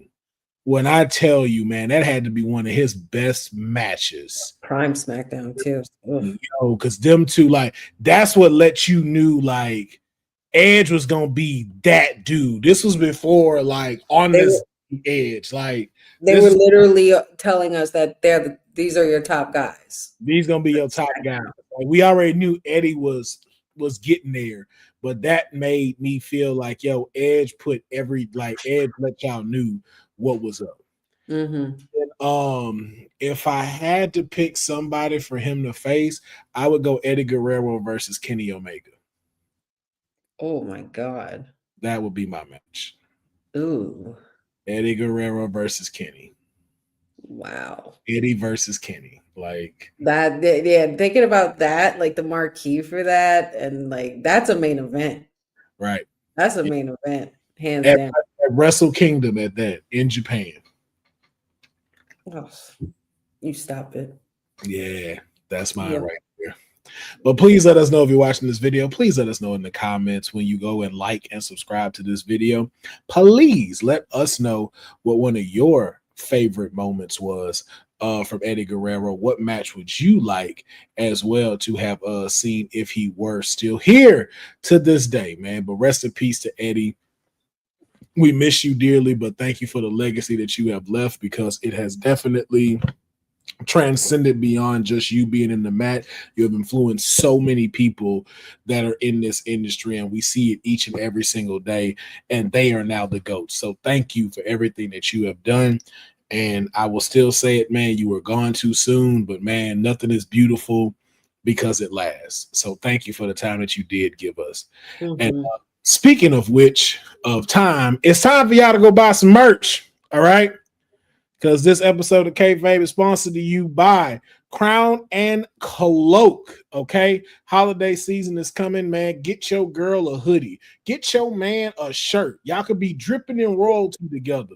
You could be Trill. If you are a girl, you could be a pretty little smoker. Also, we got more than just shirts. We got hoodies, we got sweatshirts, we have pillows, we have mugs, we have notebooks. So if you have something that you may need to get your niece or nephew, and you may be not figuring out what you want, come over here to crownandcloak.shop. We have over 700 items on this website, all created by me, all built by me. So please head over to crownandcloak.shop. Thank you, crownandcloak.shop, and get yourself some dope merch today. It's very easy to go. The shipping is very easy and steadfast to do. Look at that. Deonne is so happy. Of course, like Sage, you said, Deonne he loved it so much. He said, play it again. Just play the commercial again. Play it again. It looked like he's buying about 5 shirts right now and just smiling at all the orders that he's picking up right now for him and his family. I cannot wait to see Xander and one of my Pharaoh Anubis baby shirts that he is just getting ready to purchase for the holidays. Man, I hope they take a family portrait and all of the merch that he's getting from Crown and Cloak. Look at him smiling about it. That's how I know he's so not for nothing to see Xander in one of those shirts would be so adorable. Hell yeah. I get him a Wrestle Honey one too from his auntie. All three of them, man, dripping in royalty. We see the smile that brought to his face. Once again, crownandcloak.shop. Check it out. It's for y'all.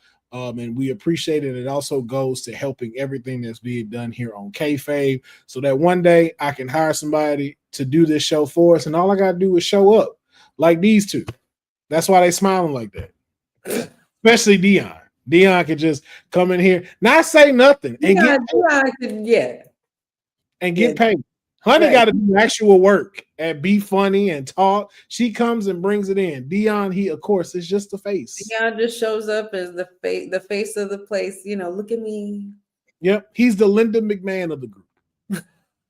Oh my god! Take that back. I take that back. Just because of where she is right now, I don't know how exactly. Yeah, man, I don't know if that went well. I don't know how that went. It didn't go that well. But anyway, moving on. We are now getting into our game today. We're doing a one has to go, and since we were talking about women's war games, I figured we do something centered around WWE and the women. This was initially supposed to be for both her and Honey and Deonne, but Sage D, man.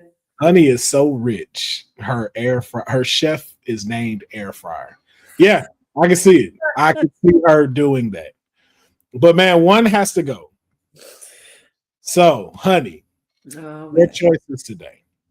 You got to release one, retire one, and rehire one, WWE edition. And your choices are release one between Rhea Ripley, Liv Morgan, Tiffany Stratton. Retire one, AJ Lee, Charlotte Flair, Becky Lynch. Rehire one, Toni Storm, Mercedes Moné, or Saraya. Damn.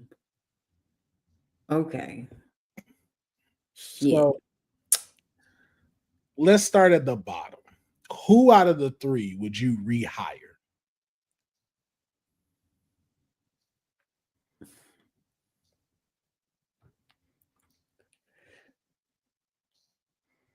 Toni. Definitely Toni. I would say Saraya, but we know how that went when she came back. It was accident prone, and of course, like things like that. Not entirely her fault, but you didn't think of the other choice either. I thought about it. Why do you think it took me so long to think about it? I had to choose between that choice and Toni, and my choice was Toni. Oh, for obvious reasons. Not for obvious reasons, because I would like to see what it would like to have the timeless version of Toni on WWE. Okay. What he would do there. Well, either way, you got Deonne smiling from ear to ear, so I guess he is looking at your choice too. So now retire one. AJ Lee, Charlotte Flair, or Becky Lynch. Which one are you telling to leave the boots in the ring?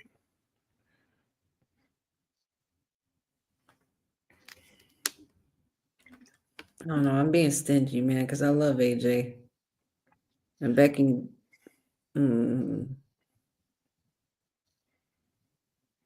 I might say Charlotte. For this one. Only because, what more do you need to prove? Sure. That's why you're doing it. Understood. Oh my God. Don't make this about that. You asked me, I'm giving you my answer, sir. I didn't say anything. Deonne, if I was insinuating something, don't smile. See, look, it's all smiles. That's how you know I'm coming positive today. I'm coming so positive. See, that's why you choked on the water. The Lord knew. My nose, dog. The Lord knew I was sitting here just being genuine, and that's how you came. That's how you came at it. Oh my God! By the way, wait, really quick. when you said that the other day, when I tell you Patchy was in stitches, when you were like, you see when the Lord do the work and you be quiet and the Lord got you. Like when it came to Cain the other day, Oh yeah. he was in stitches. Like he was damn near pissing himself. He cracked up so hard. He's like, I'm gonna start using that shit. Hell yeah, feel free to. The fuck up is Kane has gotten my head, and I cannot not hear his impression of West Side Gun. Yeah. Hey yo, you ever got kicked out of Monday Night Raw, bro? I'm like, dang it, Kane, that shit gonna stick in my fucking head, bro. That's too funny. The last category. This one I think is the hardest one. You gotta release one. Rhea, Liv, or Tiffy. Which one you releasing? No, I mean, and this isn't even about like favorites or not. All three of these women are the top women. Like,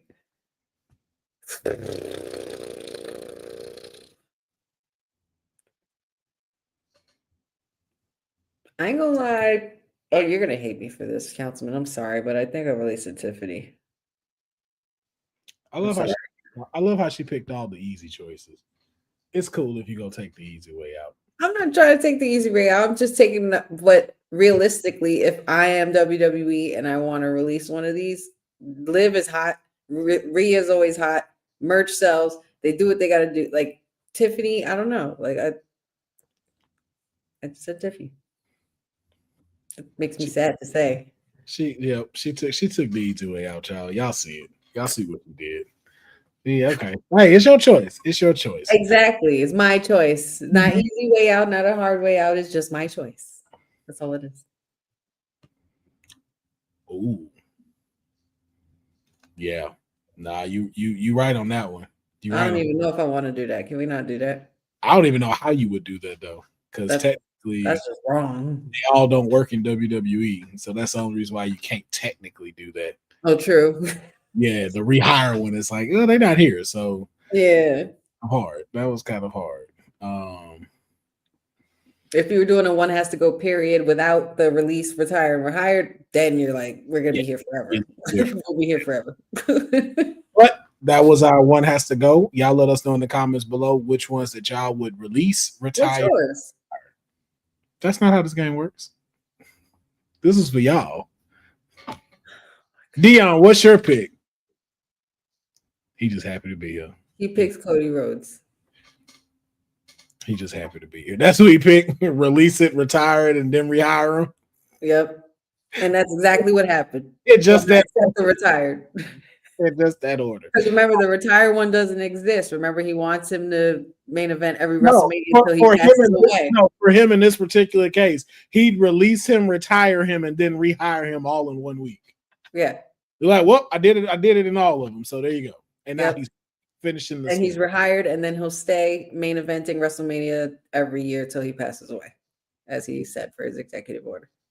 But I guess I'll give my picks. If I had to rehire one, I too would say Tony Storm, just because I do want to see what the Timeless Wonder would do here.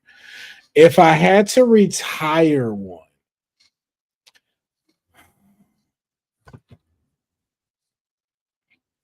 I would retire AJ Lee because she was already retired.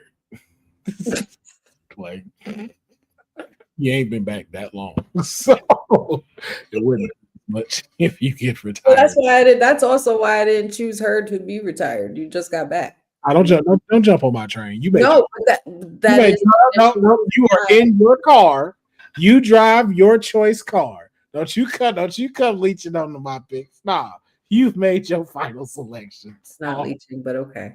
Yeah, you stay in your car over there. I picked first, so it's technically not leeching. You didn't pick her. You picked Charlotte.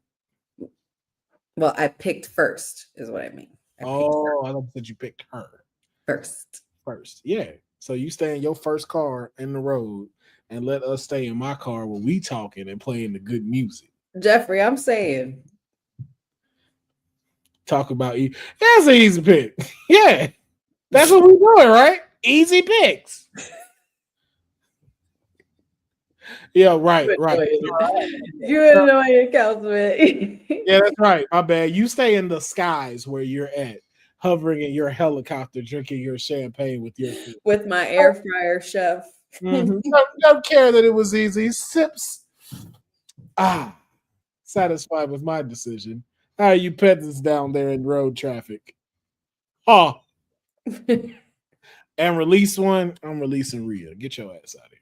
I knew you were gonna say that. That's No, probably but I have a reasoning why. I would love to see what Rhea could do in other places. Like I would love to see that. Like I would love like what she could do in New Japan. Like I would love to see like what she could do possibly on the indies. I wouldn't necessarily say the indie circuit as the top just because of who she is, but I would love to see that or AEW. Rhea would go crazy in Japan. Oh my god. But I think like her stardom would not dwindle at all. I think the girl has everything that needs to be there, and wherever she goes, she could help elevate that promotion. So that's why I would release her, just to be able to see like what would happen next. And just her hold the rest of these titles, I think would be dope. Okay. All right. So now we're jumping into Best Wrestler 2. Deonne, you missed this segment too? I don't know. Deonne just happy to see that food right there. He must be hungry. So here is the categories today. First category: Best Wrestler to go to Thanksgiving dinner with. Who's the person? Whose house are you? Which wrestler's house are you going to for Thanksgiving? I have to pick one. Yes, just one. Not the I would do this one, I would do that one, I would do this one. But my last pick and my real pick is that no, you get one pick. I caught on to your shit. Don't you do it.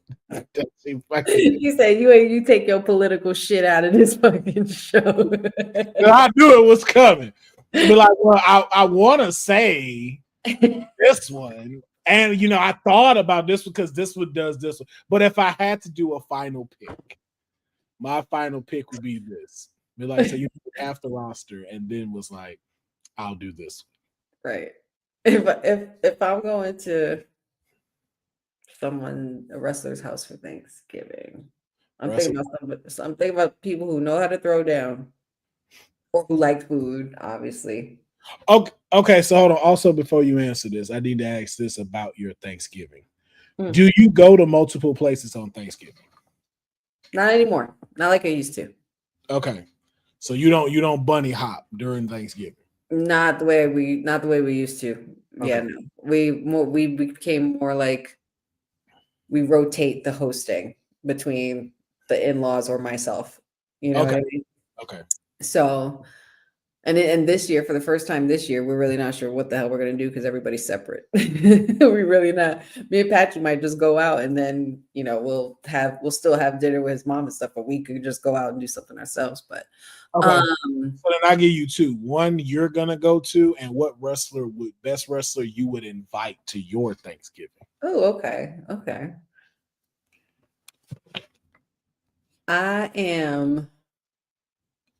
I think I'm going to Otis's Thanksgiving. I think I'll go to Otis.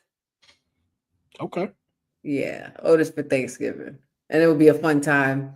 Otis is always bringing energy. And that man loves his food. So I feel like that that something will be thrown down real good in Otis's house for sure. As far as who I'm inviting to my Thanksgiving, I'm inviting Zelina Vega, duh.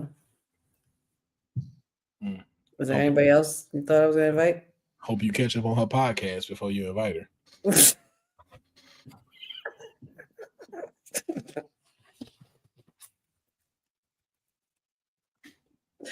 Before I rip and break this damn computer. I'm just saying. Zelina Vega, I'm bringing her on my road trip with Soul Ruka, and she's also coming to my Thanksgiving. Hey, listen, I'm just trying to get you prepared. You know what I'm saying? You go have your friend over. And I was gonna say, and the reason why I would was because Zelina knows just as well as I know that there is multiple choices and dozens of choices for food, desserts. Like Puerto Ricans, we throw down everything. Like we throw down turkey, chicken, pork, beef, all of it. Like everything. Rice, beans, mashed potatoes, mac and cheese, stuffing, all of it. Like literally greens, all of it. So Gotcha. I think she will relate. Okay. Who house I'm going to for Thanksgiving?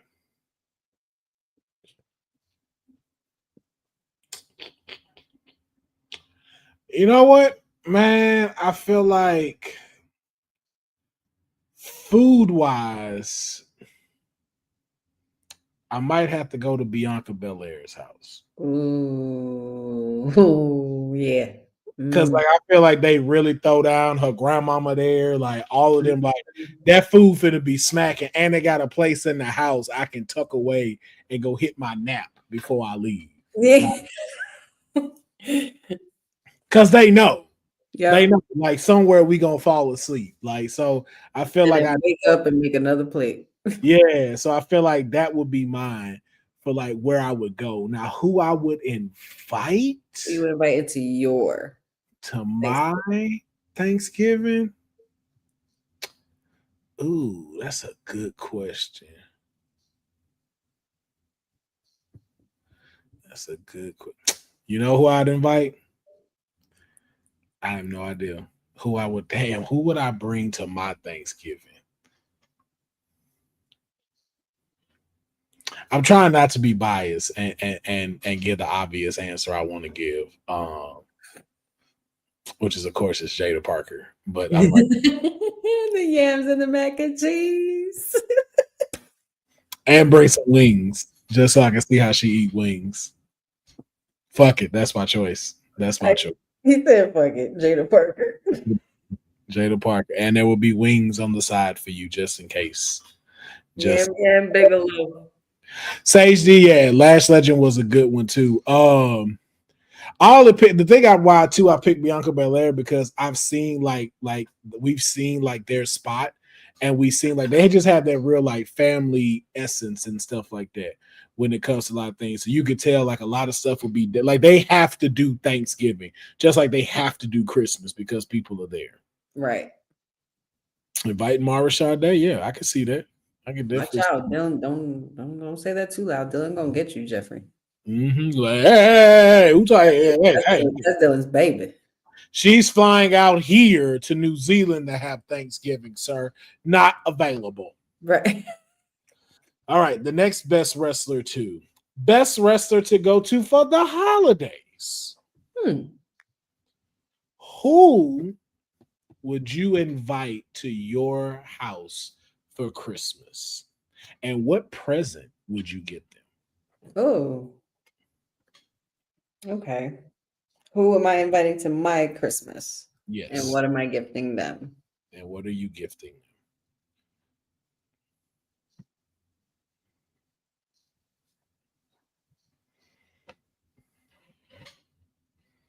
I'm inviting Cody Rhodes. See how you smile? You see how big that smile got when you said that to Deonne? Mm-hmm. Man, Cody Rhodes. Okay, I could see it. I feel like Cody Rhodes would also bring a good gift. Like Cody Rhodes, he definitely would. An expensive ass gift too. Yeah, I don't think he'd come empty-handed. I think he'd bring you a nice like liquor, like not the one he's sponsored by either. Like a nice. I don't want that Wheatley shit. Nah, he wouldn't bring that. He'd bring like a nice, like something that you like, but an expensive version of. I'll take it. Now, what am I gifting him? Mm-hmm. What are you gifting Cody Rhodes? A fucking time machine. Switch back. Go back. Okay.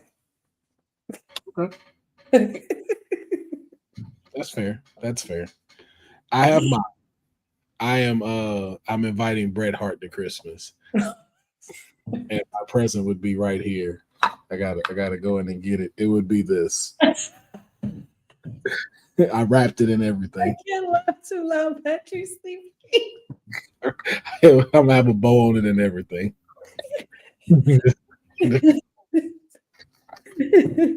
I thought you were gonna say a lump of coal, or I thought you were gonna get him like a pen and paper so he could write all his complaints. Nah, just that. I feel like that says it all. It does. That says enough. I think both of ours say a lot. Yeah, it's the gift that keeps on giving. Jeffrey, the Nightmare Before Christmas. Yeah, I love that. Yes. All right, man. And then our last category is best wrestler to go Black Friday shopping with.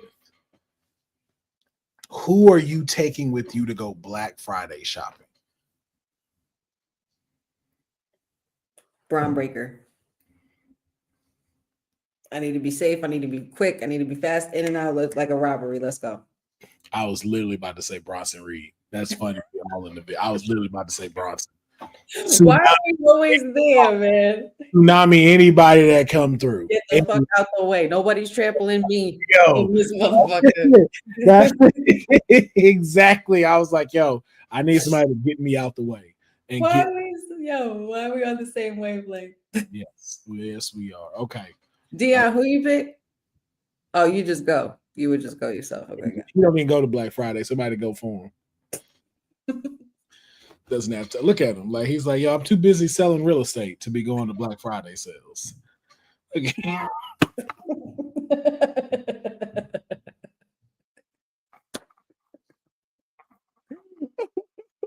If y'all have not seen that episode with South Park, y'all in the chat or whoever's watching, if y'all have not seen that episode with the real estate, well, oh my God. Yo, it's just when you did the pose, that's what took me out. Like, yo, just how fast and how swift you just, yo, like that shit took me to I kid you not. I see those very kinds of signs out here on little billboards out here in the woods of New Jersey where I live at. And I'm just like, yo, there's no way. Like South Park got that off. It's so accurate. Like they've been their back all the way, like their neck. That's the way you hit it. I was like, don't laugh too loud because she gonna laugh loud and she gonna wake him up. Don't do it. Just tuck off. Yes, those were our best wrestler too. So y'all let us know in the comments below who is a wrestler you would go to for Thanksgiving, bring to Thanksgiving. Who is one that you would have for the holidays, and what gift would you get them? And then also, who is the wrestler you would take to go Black Friday shopping with? Yes, and as Sage D said, we know Deon's picking Goldberg. So Goldberg running into the aisles and shit. He headbutting people for no reason. That's not what we asked you, Bill. It's not what we asked you. Just asked you to distract people while I go get what I need.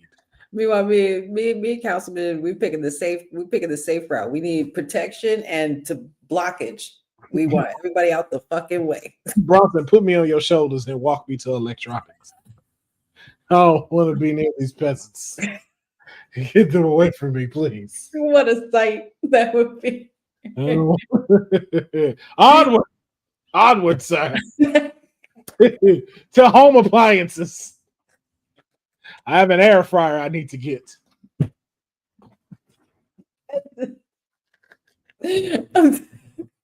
done. I'm so done. And, yeah, man. So I think we only got one more thing, and you weren't here for it, so I wanted to get your opinion on it. You get two options. Okay. We know Paul Heyman has been influential in so many things, but I wanted to know. We had a conversation on WWT about this, but I wanted to get your opinion before we get out of here.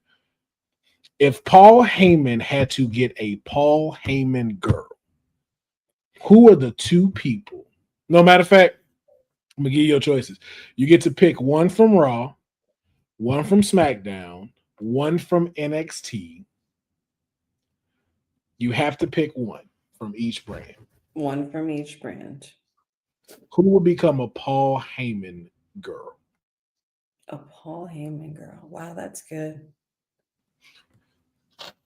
I mean, if Division didn't go the route that it did, I would have been said Becky, because I even made a post about that when she joined Division, but that's not the case now. So let me start with NXT, because I'm thinking about NXT right away.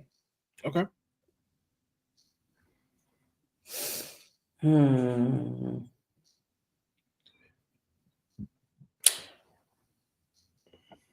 I could see someone like Izzy Dame,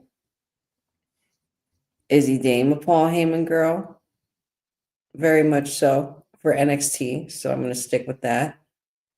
Raw. I don't know what my obsession is with Roxanne Perez today, but I wouldn't be mad with Roxanne Perez with Paul Heyman, because it would just be a good look for her. And that's money. And she'll pretty much be the shortened and female version of Brock Lesnar, where she's the workhorse and like a silent assassin killer. Like, she don't have to say much, just let him do the talking and announce her. SmackDown. Jade. Okay. Those are not bad picks. Those are not bad picks at all. I'm gonna start with SmackDown. My first one was Tiffany Stratton. And that could be Daddy. Like how she used to do in NXT, like that would be him. Billionaire, Daddy Warbucks. Yep, it's Paul. Mm-hmm. It's Paul. For Raw, again, you said the same thing I said. Was Roxanne, of course, Roxanne Perez, because why not? NXT, that was very funny because I also selected Izzy Dame, but then I also said too, either Blake Monroe or Jada Parker. Oh, Jada's a nice touch. Yeah. Mariah May too, but Mariah May's so good at talking, so she wouldn't need Paul Heyman. She wouldn't, but to be able to do her moving and shaking for her, yes. Oh, yeah. Person show. True. Now, the one that I think everybody slept on when we had this conversation, even though because like it's really just rinse and repeat, Zarya. Zarya as a Paul Heyman girl. Yeah. Switch it up. Yeah. Jeffrey says for NXT, Kalani Jordan, for Raw, Roxanne Perez, and SmackDown, Jade Cargill. So we can see this Roxanne Perez thing. We speak it. If it happened, yo, put her in the bed, y'all. I'm gonna be relentless in the amount and the amount of shit I'm gonna talk and how obnoxious I'm gonna be that all got called out. That called out here and on WWT. But, ladies and gentlemen, that is going to round out this episode of the Kayfabe Podcast. We want to thank each and every single one of y'all for joining us on episode 52. We're going to keep this thing rolling, man. We want to thank our sponsor, Crown and Cloak, for sponsoring this episode. Thank Deonne for his perfect attendance. Yo, Deonne, where can they follow you at? Smiles.com. At Smiles. That's it. Smiles at dsmiles.com. I like that. That's good. Ladies and gentlemen, thank y'all so much for checking out this episode. Appreciate y'all rocking with us, especially here on the late night. For some of y'all, we thank y'all, and we will let y'all know if we will be here Thursday. Also, let me say we will make sure that we will do our best to be here Thursday, and we might have a potential guest. So until next week, continue to watch wrestling and continue to give your opinion, so that way we keep getting closer to a product that we can all enjoy all around, not just WWE but everywhere else. So to me and to yours, I'll say that last part. I was going to say Happy Thanksgiving, and we're nowhere near Thanksgiving. We would actually have but if we're not here next week, make sure y'all have a happy Thanksgiving, because Thanksgiving is a Thursday and we're going to be eating. Yeah. And I'll remember that Honey has an air fryer that can fit a whole pizza.